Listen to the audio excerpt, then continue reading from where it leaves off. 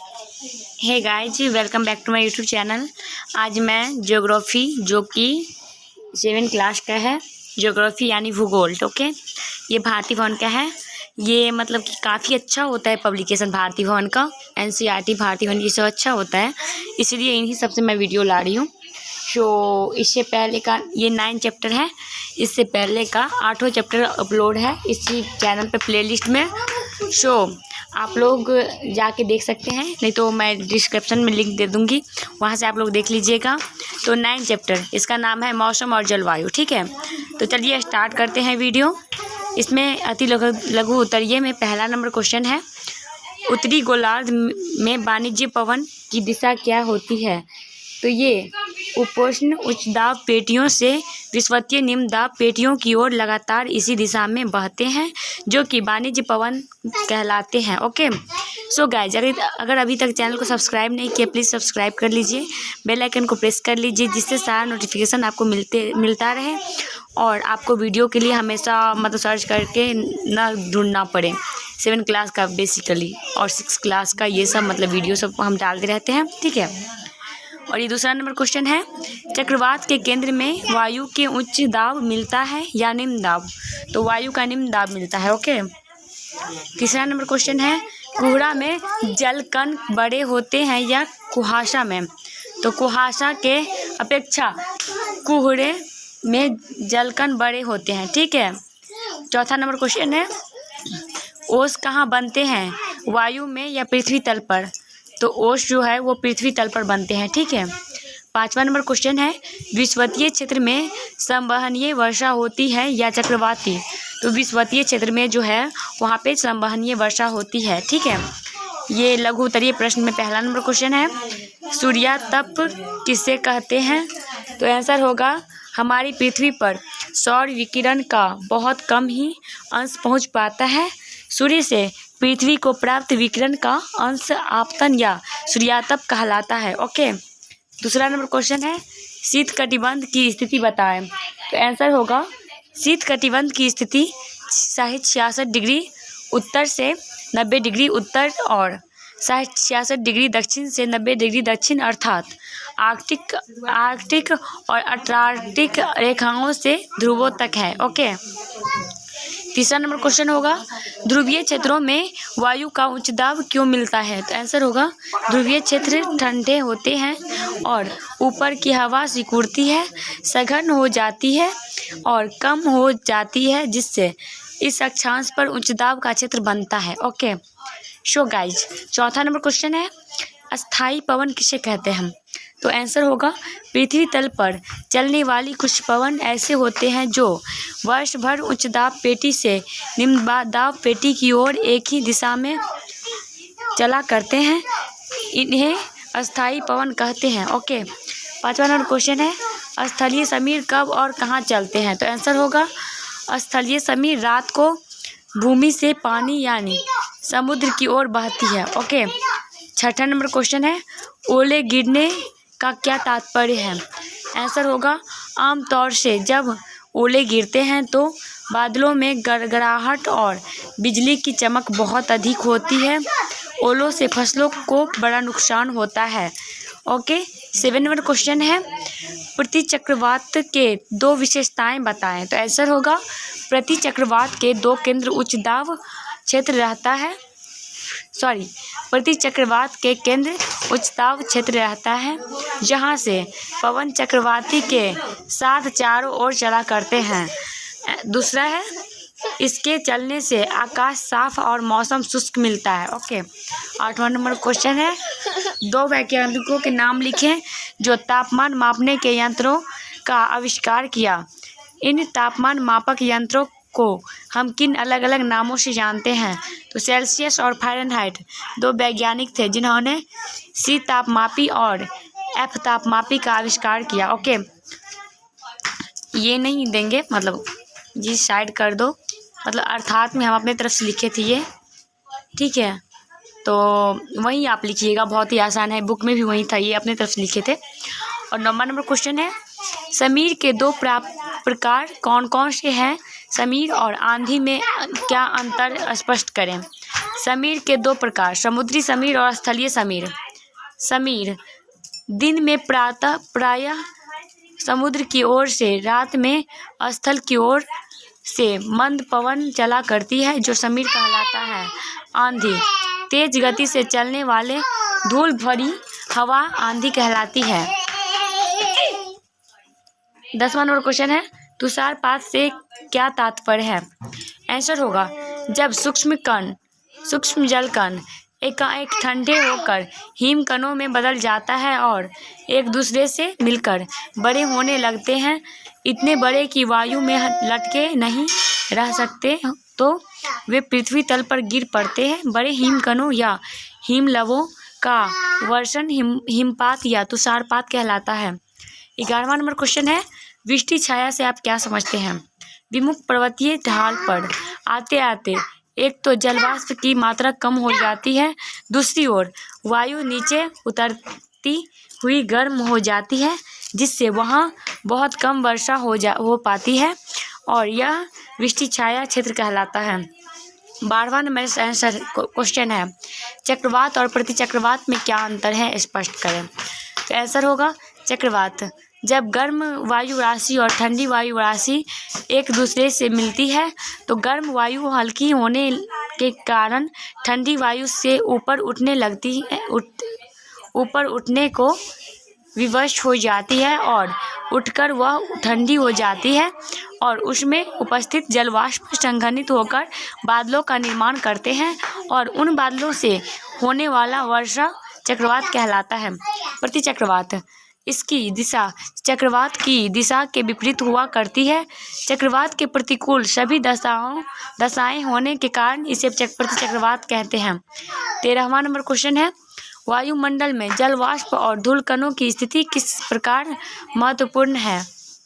वायुमंडल की ऊपरी परतों से गुजरने से अधिकतर सौर विकिरण छितरा जाता है और बादल और धूल से परावर्तित हो जाता है तथा नष्ट हो जाता है या जलवाष्प और गैसों द्वारा सोख लिया जाता है। ओके।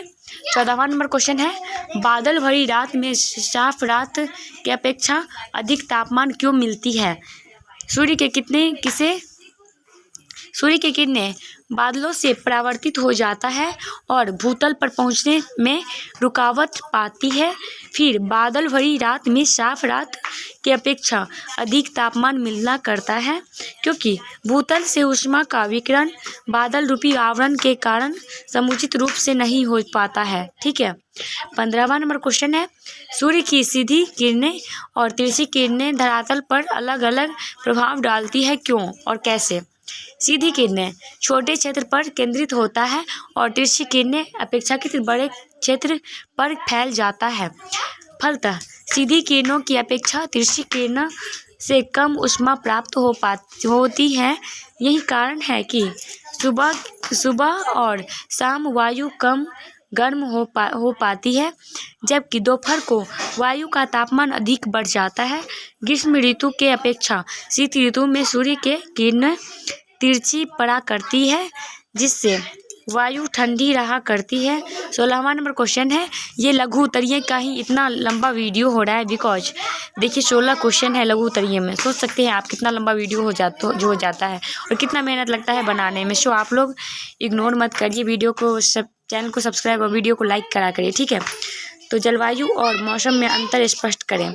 जलवायु किसी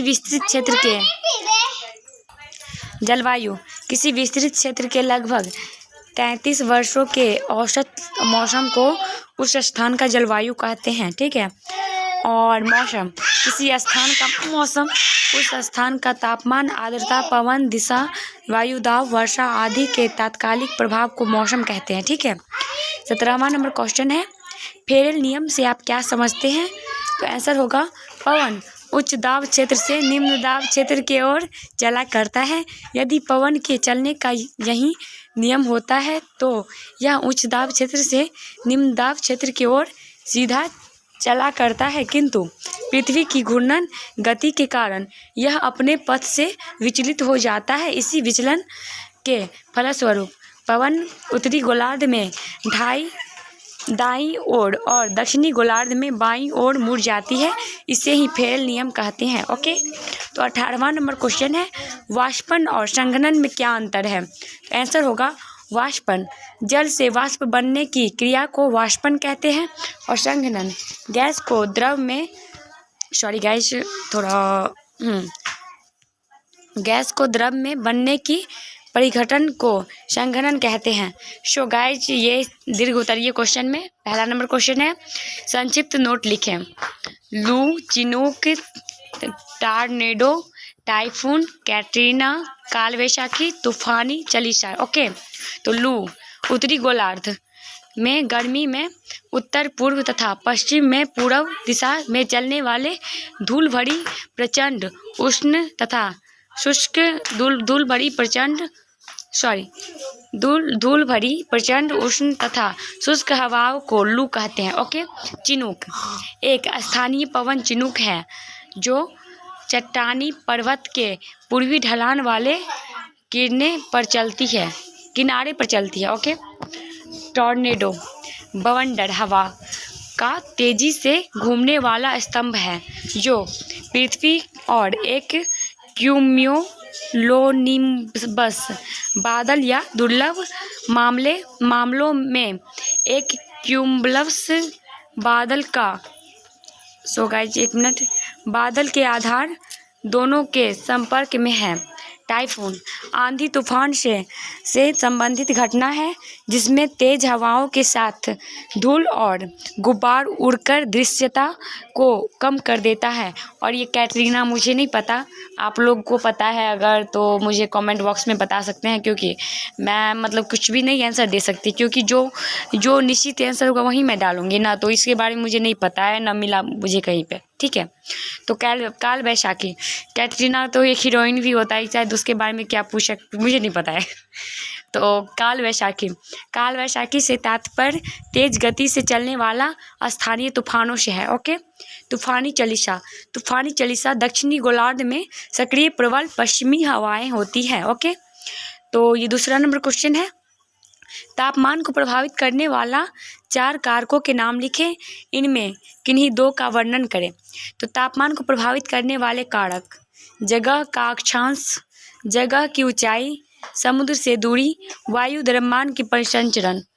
तो अक्षांश के बारे में यहाँ पे वर्णन है, पृथ्वी की ऊपरी हुई गोलार्ध के कारण उस पर सभी जगह एक सी सूर्य की किरण नहीं पड़ती, कहीं वे सीधी पड़ती है तो कहीं तिरछी। सीधी किरणें की अपेक्षा तिरछी किरणें अधिक क्षेत्र में फैलती है, फलतः उनसे पृथ्वी पर कम गर्मी पड़ती है और उसके संपर्क में आने वाले वायु कम गर्म हो पाता है। ओके, ऊंचाई, प्रति 300 फुट की ऊंचाई पर जाने से 1 डिग्री फ़ारेनहाइट की कमी हो जाती है। अतः कोई स्थान विषुवत रेखा पर ही क्यों न पड़े, यदि वह काफ़ी ऊंचाई पर स्थित हो तो वहाँ अक्षांश का प्रभाव नष्ट हो जाएगा तथा तापमान में कमी आ जाएगी। मैदानों के अपेक्षा पहाड़ और पठार इसी कारण ठंडे हैं। दक्षिणी अमेरिका के क्योटो में हमेशा वसंत ऋतु रहता है। इसका कारण है इसकी 9000 फीट की ऊंचाई पर स्थित होना, जबकि वह विषुवत रेखा पर ही बसा हुआ है। ऊपर की वायु का दबाव नीचे के अपेक्षा कम है और उससे उसका तापमान कम हो जाता है। ओके, तीसरा नंबर क्वेश्चन है, वायु दाब से आप क्या समझते हैं? पृथ्वी पर सर्वत्र एक सा वायु दाब क्यों नहीं है? तो आंसर होगा वायु दाब। पृथ्वी पर वायु के समस्त द्रव्यमान के वजन का ही दबाव पड़ता है। वायु का यह भार, दबाव या वजन वायुदाब कहलाता है। पृथ्वी के सभी स्थान समान ऊंचाई पर स्थित नहीं है, अतः सभी स्थानों के वायुदाब में कमी बेसी पाई जाती है। जैसे समुद्र तल से हम जो अधिक ऊंचाई पर जाते हैं, वायुदाब में कमी आने लगती है। चौथा नंबर क्वेश्चन है, पवन से क्या तात्पर्य है? पवनों के 3 प्रमुख प्रकारों के नाम लिखकर किसी एक का व्याख्या करें। पवन, गतिशील वायु जब पानी की तरह बहने लगती है तथा अर्थात जब गति क्षैतिज होती है तो उससे पवन कहते हैं। पवन के 3 प्रकार है, अस्थायी पवन, सामयिक पवन, स्थानीय पवन। तो अस्थायी पवन का वर्णन है यहाँ पे। पृथ्वी तल पर चलने वाले कुछ पवन ऐसे हैं जो वर्ष भर उच्च दाब पेटी से निम्न दाब पेटी की ओर एक ही दिशा में चला करते हैं, इन्हें अस्थायी पवन कहते हैं। अस्थायी पवन को अन्य नामों से भी पुकारा जाता है, जैसे सनातन पवन, भूमंडलीय पवन, पूर्वी पवन और पश्चिमी पवन इसके उदाहरण है। ठीक है। और 5वां नंबर क्वेश्चन है, संघनन के कुछ रूपों के नाम ले और किन्हीं 2 का वर्णन करें। संघनन के कुछ रूप का नाम निम्नलिखित है, बादल, कुहासा और कुहरा, ओस और पाला। और एक का वर्णन, बादल, वायुमंडल में उपस्थित जलवाष्प जब वायु प्रवाह द्वारा ऊपर ले जाया जाता है तो वहाँ ठंडक पाकर वह सूक्ष्म जलकणों या हिमकणों के में से बदल जाता है। ये सूक्ष्म जलकण या हिमकण धूलकणों पर टिका करते हैं और वायु के साथ तैरते रहते हैं, इन्हें ही बादल कहा जाता है। दूसरे शब्दों में पृथ्वी तल से काफ़ी ऊपर वायु में धूलकणों पर लदे हुए जलकणों या हिमकणों का समूह बादल कहलाता है। बादलों का अधिकतम ऊंचाई 16 किलोमीटर होती है। कुहासा और कुहरा, वायुमंडल में उपस्थित जलवाष्प जब पृथ्वी तल के निकट ही संघनित हो जाए तो हम कहते हैं कि कुहासा छा गया। कुहासे का निर्माण प्रायः रात में होता है, जब पृथ्वी से अधिक ऊष्मा विसर्जित होती है और पृथ्वी तल ठंडा हो जाता है। कुहरा भी धरती के समीप ही बनता है और कुहासे से मिलता जुलता होता है, किंतु दोनों में प्रमुख अंतर जलकण के आकार का है। कुहासे की अपेक्षा कुहरे के जलकण बड़े होते हैं। जब कुहरे में धुआं समा जाता है तो उस मिश्रण को धूम कोहरा कहते हैं। ठीक है, यानी स्मोक प्लस फॉग बराबर स्मोक। ओके। 6 नंबर क्वेश्चन है, जलवायु के तत्व कौन कौन है, इनका विवरण दें। जलवायु के तत्व निम्नलिखित है। पहला, वायुमंडलीय तापमान। आंसर हो इसका मतलब डिफिनेशन है, ऊष्मा के माप को तापमान कहते हैं। यह माप जिस यंत्र विशेष से की जाती है उसे तापमापी कहते हैं। तापमान सदा अंशों में व्यक्त किया जाता है। ओके। दूसरा, वायु दाब। पृथ्वी तल पर वायु के समस्त द्रव्यमान के वजन का ही दबाव पड़ता है। वायु का यह भार, दबाव या वजन वायु दाब कहलाता है। तीसरा, पवन। गतिशील वायु जब पानी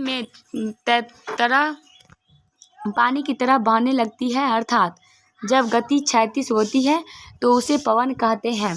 आर्द्रता और वर्षण। वायु में जल की उपस्थिति को आर्द्रता कहते हैं। यह जल सामान्यतः वाष्प के रूप में रहा करता है। वाष्प गैसीय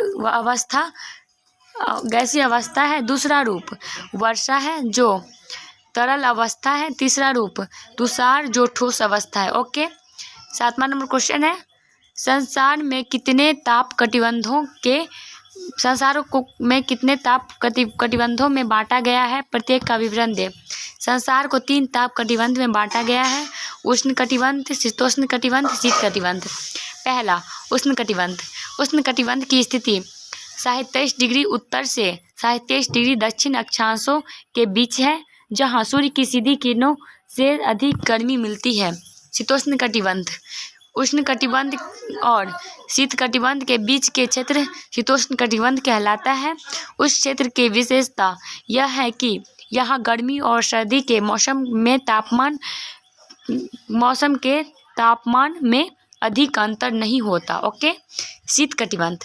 66 डिग्री के ऊपर की अक्षांशीय स्थिति को शीतकटिबंध या फ्रिजिड जोन कहते हैं। फ्रिजिड जोन कहते हैं। शीतकटिबंध क्षेत्र में सूर्य की किरणें क्षितिज से ज़्यादा ऊपर नहीं आ पाती, इसलिए यहाँ का औसत तापमान काफ़ी कम रहता है और बर्फ़ की उपस्थिति भी वर्ष के महीनों तक बनी रहती है। और 8वां नंबर क्वेश्चन है, वर्षा के 3 प्रकार कौन कौन से हैं, उनका संचित्र वर्णन करें। कितना बड़ा वीडियो हो रहा है, आप लोग देख सकते हैं कितना मेहनत लगा होगा मुझे क्वेश्चन का आंसर ढूंढने में, फिर उसे मतलब कि क्वेश्चन के आंसर की तरह थोड़ा बनाने में, फिर उसे लिखने में बहुत ही ज़्यादा मेहनत लगता है और मैं खुद अकेले करती हूँ ये सब। इसके लिए आप लोगों को थोड़ा लाइक भी करना बनता है, इतना भी कंजूसी मत करिए, ठीक है। तो संवहनीय वर्षा, वर्षा का एक प्रकार संवहनीय वर्षा है। तो संवहनीय वर्षा उष्ण क्षेत्र में अधिक तापन के कारण गर्म वायु तेजी से ऊपर उठने लगती है और वहाँ संवहनीय वायु धारा उत्पन्न हो जाती है। ऐसे क्षेत्रों में वाष्पन भी अधिक होता है। आर्द्र वायु के ऊपर उठने और संघनित होने से घने बादलों का निर्माण होता है। वायु की संवहनीय धारा बादलों को ऊपर उठा देती है, जिससे जलकण भारी होकर भारी वर्षा के रूप में नीचे आ जाते हैं। यही संवहनीय वर्षा है। अप्रह में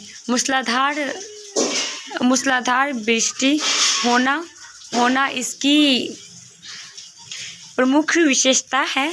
इसमें बादलों की गरज और बिजली की कड़क या चमक बड़ी तेज होती है। विषुवतीय देशों में इसी प्रकार की वर्षा होती है। ये संवहनीय वर्षा का चित्र ये है, आप लोग यहाँ देख लीजिए। उसके बाद थोड़ा अब ऐसे करके देख लीजिए,